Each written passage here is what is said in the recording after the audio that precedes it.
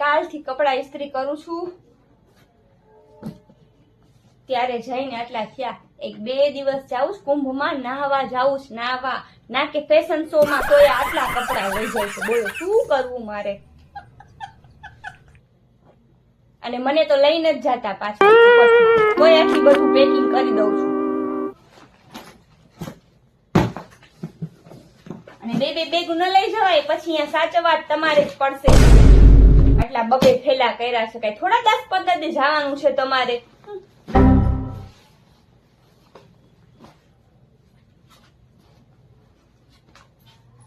હાલો સારું, તમારા કપડા બધા નાખી દીધા છે, જોઈ લેજો.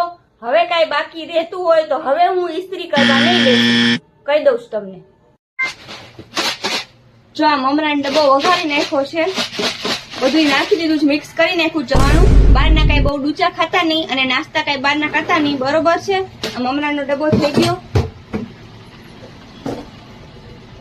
2 દિવસથી તો નાસ્તા બનાવું છું તમારા માટે. આ લાડવા બનાવી નાખ્યા છે.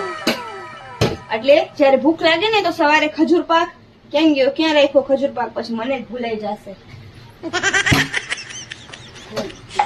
તો આ ખજૂર પાક, લાડવા અને આ નાખી દીધું છે. જયારે ભૂખ લાગે તો સવારે ખાઈ લેજો. બહારના બહુ ડૂચા ખાતા નહીં અને મોંઘા ખોટા નાસ્તા એ કરશો ને પાછા તબિયત ખરાબ થશે એ અલગ. એટલે ઘરનું જ ખાજો ને ધ્યાન રાખજો. હા હવે થોડાક થેપલા ને પરોઠા બનાવી દઉં છું. આ બસ જો પરોઠા તમારા માટે બનાવું છું. પાછું પરોઠા ને ચટણી ને એવું લઈ જાઓ. રસ્તામાં ભૂખ લાગે તો ખાવા થશે.